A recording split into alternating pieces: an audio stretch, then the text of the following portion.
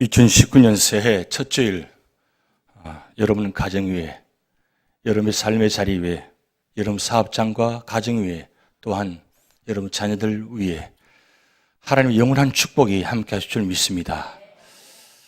오늘 2019년도 시작하면서 며칠 전에 저한테 카톡으로 보낸 한 장의 사진이 하나 있습니다. 무슨 사진이냐면 올해가 무슨 해죠? 황금돼지 해입니다. 저한테 이 카톡을 보내왔어요. 그래서 목사님 돼지 축복 많이 받으세요. 여러분 저 황금이 화려합니다. 돼지가. 여러분 아무리 돼지가 화려해도 돼지는 돼지입니다. 아무리 돼지가 금으로 볶은다 할지라도 둔감할지라도 돼지는 돼지입니다. 그런데 원래 60년 만에 돌아오는 황금돼지라고 합니다. 얼마나 많이 기다려지고 복된 일입니까? 그래서 좀 있는 분들은 저 황금돼지를 금으로 만들어서 선물한다고 합니다. 혹시 받아본 적 있으세요? 아마도 이게 받아본 분들은 대단할 겁니다만은 중요한 건 그 황금돼지가 금으로 둔갑해서 우리가 받는다 할지라도 그 돼지는 우리 길을 인도하지 않습니다. 근데 왜 그렇게 황금돼지를 주고 이렇게 선물을 줍니까? 복 받기를 원하는 겁니다. 그래서 새해 인사할 때 어떻게 합니까? 새해 복 많이 받으세요. 그럼 올해는 새해 인사가 새해 복 많이 받으세요인데 좀 다르게 생각하면 새해 돼지 많이 받으세요. 또 그렇게 해석되지 않을까 생각됩니다. 근데 세상은 복 받기를 원해서 오복을 이야기합니다. 오복. 수, 부, 강령, 유호덕, 고종명. 오래 사는 것, 그리고 부유하게 사는 것, 건강하게 사는 것, 그리고 덕을 좋아하고 베푸는 것, 그리고 깨끗한 죽음을 맞이하는 것. 이게 세상 사람들의 소망입니다. 근데 그게 잘 되나요? 그렇게 소원대로 되기를 위해서 얼마나 우리가 노력합니까? 그래서 좋은 약은 다 먹잖아요. 그래도 건강해져요? 시간이 갈수록 장애하고 오래하고 다르잖아요. 자꾸 귀에서 무슨 소리가 들리고 자꾸 몸이 불편해지고 오늘따라 계단을 올라오는데 왜 이렇게 힘든지 나도 모르게 참 장애하고 오래 점점 달라지는 모습이 그 모습입니다. 성경 말씀은 잘 몰라도 건강에 관한 상식은 얼마나 잘하는지 그저 성경 이야기하면 그 입이 꾹 다물어지는데 건강 이야기 나오면 그 상식 얘기는 그저 줄줄줄줄 나와요. 그게 그렇게 우리 관심이 소망입니다. 근데 과연 그게 그렇게 우리 소망대로 되나요? 어제 한 문장을 보았습니다. 이런 문장입니다. 예전에 가던 길을 계속하면서 자신이 그리스도임을 증명할 수는 없다. 어떻습니까? 지금까지 걸어온 길, 걸어오고 있는데 또 걸어가고 있는데 이런 모습 속에서 그리스도인이라는 걸 증명할 수 있어요? 나는 그리스도인이다. 요즘 한국 방송 프로그램에 산속에 들어가서 생활하는 것을 찍어서 나는 자연인이다. 이렇게 외치는 분들이 있잖아요. 과연 우리가 그리스도인이다 라고 외칠 수 있는가요? 2019년도 여름 입술 속에서 주변 사람 보아도 저분은 그리스도인이다. 그런 축복되는 소리가 들릴 줄 믿습니다. 우리 교회 바라보니까 유지지 연합장교는 정말 그리스도인들이 모인 곳이다. 최초의 교회는 안디옥 교회가 세상 주변 사람들에게 저 교회는 그리스도인들이 모였다. 최초의 그리스도인으로 칭함받듯이 우리 교회가 그런 그리스도인으로 칭함받는 교회가 될 줄 믿습니다. 그러려면 어떻게 됩니까? 그렇게 하려면 하나님과 동행하셔야 돼요. 동신동행. 2019년도 한 해 동안도 언제나 내 계획대로 내 방법대로 살아가지 마시고 하나님과 동행하시기 바랍니다. 근데 여러분 저 발자국 보면 발자국이 하나밖에 없어요.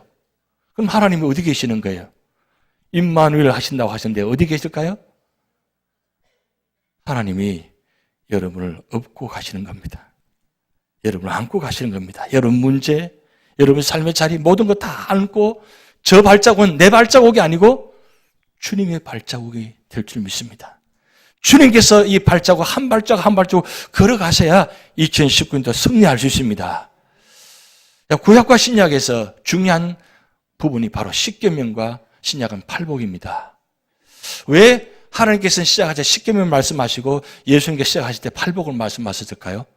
바로 이것이 하나님 나라의 소망이기 때문입니다. 그래서 구약은 여호와, 신약은 예수 그리스도, 그리고 구약은 신의 산, 그리고 신약은 산에 올라가서, 그리고 십계명 율법, 그리고 신약은 산상수훈, 그리고 대상은 구약은 이스라엘 백성이고 신약은 제자들입니다. 오늘 임직식 받는 주일입니다. 오늘 제목이 하나님 기뻐하시는 일꾼입니다. 하나님께서 오늘 이 팔복의 말씀 세 번째 드리는입니다. 우리 찬양대가 이 말씀을 가지고 찬양 드렸고, 그리고 성경봉단 권사님 올라오셔서 이 말씀을 봉독하셨고, 또 설교를 이 복음을 가지고 세 번 합니다. 세 번 이렇게 하는 경우가 있나요?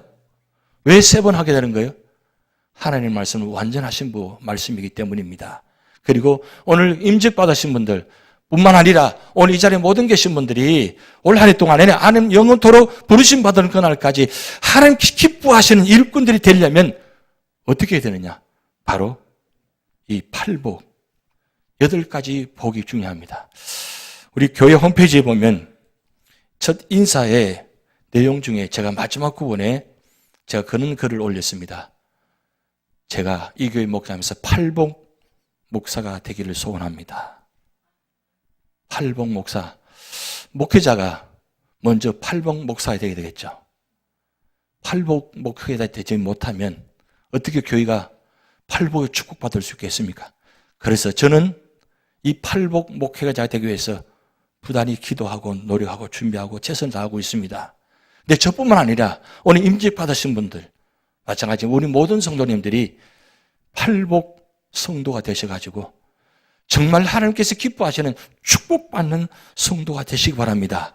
세상의 오복은 내가 노력해서 되어지는 게 아닙니다. 그 사실 그 오복도 하나님께서 축복하셔야 됩니다. 근데 그 세상의 오복은 육신에 관한 겁니다. 육체에 관한 겁니다. 근데 오늘 팔복은 육체에 관한 말씀이 아니라 진정한 복은 어디 있냐? 바로 영적인 축복입니다. 그래서 오늘 팔복의 시작하는 단어가 바로 신명이 가난한 자는 복이 있다 그랬어요. 오늘 임직 받으신 분들 부탁드립니다. 먼저 신명이 가난한 일꾼이 되시기 바랍니다. 신명이 가난하다는 것은 부족해서 연약해서 물질 때문에 가난한 것이 아니라 하나님 앞에 서 있을 때 나의 모습, 하나님 보시기에 나는 어떤 모습인가? 우리 인간은 하나님 앞에 서기 전까지는 절대로 낮아지지 않습니다. 언제나 교만으로 가득 차 있습니다. 죄악으로 가득 차 있습니다. 내가 누구인지를 잘 모릅니다. 그런데 하나님 앞에 서게 되면 내가 누구인지 압니다. 그래서 초대교회부터 항상 반복된다는 거 꼬람되어 하나님 앞에서 하나님 앞에 내가 섰을 때 하나님 바라볼 때 내가 누구인가를 깨닫게 되면 겸손해집니다. 그래서 심령이 가난하다는 말은 언제나 하나님 앞에 섰을 때 겸손합니다. 그래서 우리 임직 받으신 분들은 언제나 모든 성도를 대할 때마다 어떤 삶의 자리마다 이 심령이 가난한 자가 되어서 사람 앞에 서는 것이 아니라 하나님 앞에 서는 자리. 그럴 때에 하나님은 그 모습을 통해서 축복하신다는 겁니다.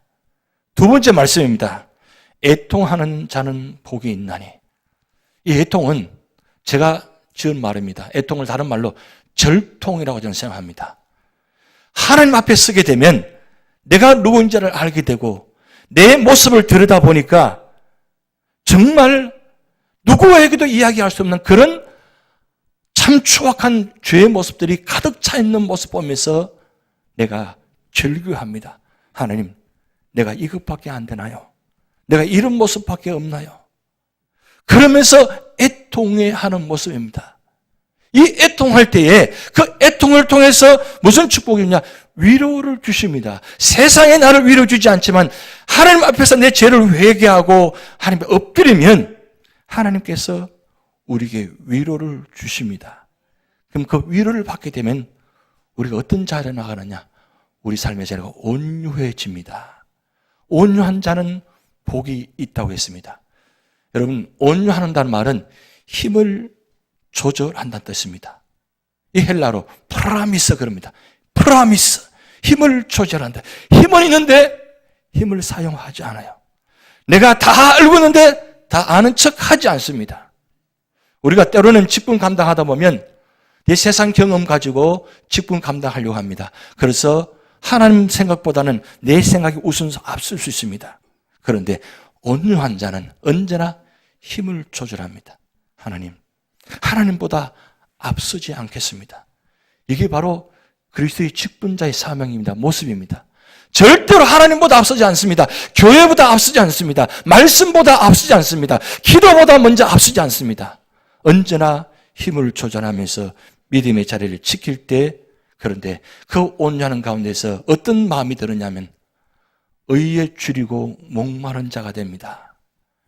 그리스도의 일꾼에서 네 번째 가장 중요한 모습입니다. 의에 줄이고 목마른 자는 내가 내 자신을 돌아볼 때 이 모습 가지고는 도저히 이 사명 감당할 수 없습니다. 주님 은혜 주시옵소서. 은혜 주시지 않으면 하나님 이 사명 감당하지 못합니다. 언제나 갈급합니다. 갈급하기에 그리스도의 일꾼은 언제나 예배의 자리에 참석합니다. 언제나 기도 자리를 지킵니다. 그래서 그리스도의 일꾼은 제일 먼저 우선순위가 예배의 자리, 기도의 자리입니다. 그리스도의 일꾼은 예배 자리 떠나게 되면, 기도 자리 떠나게 되면 그때부터 세상적인 생각과 마음의 방법이 나옵니다. 그런데 하나님보다 앞서지 않고 언제나 갈급한 심령으로 겸손한 마음으로 목마른 심령으로 주님 앞에 나왔을 때 주시는 그 은혜, 그것을 배부를 것입니다. 은혜로 채워주는 풍성함. 그 풍성함이 있을 때에 내 내면 속이 가득 차 있을 때에 이 내면 속의 은혜가 밖으로 흘러나오는 모습이 5번째부터 8째 가진 말씀이에요. 먼저 나오는 마음이 긍휼히 여기게 됩니다. 절대로 미워할 수가 없습니다. 왜요? 나의 모습을 알거든요. 그의 모습을 이해하거든요. 그래서 그분의 모습, 그 모습을 다 받아들입니다. 그냥 받아들일 정도 아니라 긍휼히 여긴다. 세상적인 말로는 불쌍히 여긴단 말입니다. 근데 우리는 기독교 용어는 불쌍히 여긴다면 사용하지 않습니다. 긍휼히 여깁니다. 그분이 안타깝습니다. 저래서는 안 되는데, 저분은 저렇게 신앙생활은 안 되는데, 저렇게 사명 감당하면 안 되는데 긍휼히 여기는 마음이 나오는 거예요. 긍휼히 여길 때에 그 자리가 구원의 자리가 됩니다. 그러면 그 다음 어떻게 되는 줄 압니까? 바로 마음이 청결하게 됩니다. 왜요? 내 마음이 은혜로 채워주시니까 마음이 청결합니다. 마음이 깨끗합니다. 불순물이 있을 수 없습니다. 왜요? 하나님께서 은혜를 주셔서 내 모든 죄악들을 다 없애주시고 채워주시고 새롭게 충만케 해주셨으니까 내 마음이 깨끗해집니다. 그 순간에 어떤 현상이 나타나냐? 하나님이 보여집니다.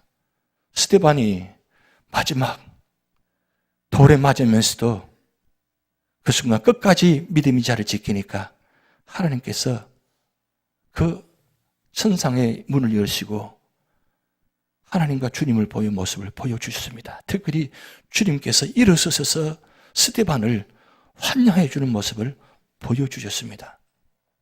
이게 바로 마음이 청결한 자의 모습입니다. 그래서 내 마음이 깨끗하려고 하는데 내는 낮아서도 되지 않습니다. 어떻게 깨끗할 수 있나요? 바로 내 마음이 하나님 마음으로 채워져야 됩니다. 말씀으로 채워져야 됩니다. 그러기에 여러분 눈에서 말씀이 떠나지 마시기 바랍니다. 봉사하는 것도 섬기는 것도 말씀대로 봉사해야 되지 말씀을 떠나면 세상적인 생각이 나옵니다. 세상적인 방법으로 하게 됩니다. 그런데 언제나 마음의 자세가 깨끗하게 되면 그 모습을 통해서 7번째 화평하게 됩니다. 예수님께서는 이 땅에 화목 제물이 되기 위해서 오셨습니다. 하나님과 우리 사이를 갈라진 이 죄의 문제를, 우리와 이웃과의 관계 문제를, 죄의 문제를 해결해 주시기 위해서 화목 제물이 되기 위해서 오셨습니다. 그리고 십자가의 피를 흘리시면서 우리 화목 제물이 되셔서 우리를, 하나님과 우리 관계를 화목하게 하셨습니다. 할 수만 있으면 오늘 임직받은 분들 화평하십시오. 끝까지 화평하십시오. 내 생각이 맞지 않아도, 내 뜻에 맞지 않아도 그게 하나님이 생각이라면, 하나님 뜻이라면 순종하고 화평 화평하십시오. 싸우는 것이 아니라 분쟁하는 것이 아니라 화평하십시오. 화평하면 그게 하나님의 아들이라 일컬음 받습니다. 우리 모두가 다 하나님의 자녀들입니다. 화평이 이루어져야 모두가 다 하나님의 자녀가 됩니다. 가족이 됩니다. 우리는 다 가족입니다. 믿음의 가족들입니다. 이제 이제 더 바라고 더 생각하나요? 이제 다 넘어가셔야 되잖아요. 다 이해하셔야 되잖아요. 다 받아들이시면 되잖아요. 그 잠깐만 지나가면 다 될 텐데 그 잠깐 지나가지 못함으로 인해서 화평하지 못하면 어떻게 되겠습니까? 그런데 내가 좀 참고 있냐고 내가 섬기는 자리에 내가 순종하는 자리에 묵묵히 화평을 이루기 위해서 내가 헌신하면 이 교회가 이런 교회 공동체가 화평이 넘칩니다. 그러면 거기서 끝나나요? 인으로 산다는 게 쉽지 않습니다. 그리스도인으로 산다는 게 절대 쉽지 않습니다. 직분 감당은 절대 쉽지 않습니다. 직분 감당하다 보면 때로는 원천 원탄 간의 오해로 인해서 때로는 다른 모습에 인해서 때로는 힘든 모습들이 있을 수 있습니다. 그런데 주님께서 마지막으로 말씀하셨습니다. 8번째 복입니다. 의를 위하여 박해를 받는 자는 복이 있다 그랬어요. 의를 위해서 하나님 나라를 위해서 하나님 뜻을 위해서 그 당하는 수모 힘든 모습들 묵묵히 참고 있냐면 그 자리가 어떤 자리가 이루어집니까? 천국이 이루어져요. 팔복은 천국으로 시작해서 천국으로 끝납니다. 결국 이 팔복은 천국을 위해서 주신 말씀입니다. 우리 교회에 오늘 직분 받은 분들을 통해서 또 여러분을 통해서 천국이 이루어졌으면 좋겠습니다. 제 평생 소원은 우리가 천국교회라고 되기를 소원합니다. 끝까지 인내하고 끝까지 순종하면 주시는 축복이 바로 11절 12절입니다. 우리 같이 합독하시겠습니다. 나로 말미암아 너희를 욕하고 박해하고 거짓으로 너희를 거슬려 모든 악한 말을 할 때는 너희에게 복이 있나니 기뻐하고 즐거워하라. 하늘에서 너희의 상이 큼이라. 아멘. 여기서 이 땅에서 상 받으려고 하지 마시기 바랍니다. 상은 어디서 받으셔야 돼요? 하늘 가서 천국 가서 상 받으셔야 돼요. 그럴 때 우리 눈앞에 상이 필요하잖아요. 오늘 상을 많이 준비해 놨습니다. 근데 이 상보다도 하늘 가서 생명의 면류관, 의의 면류관, 그 축복의 면류관을 받으시는 여러분 되시기 바랍니다. 기도하시겠습니다.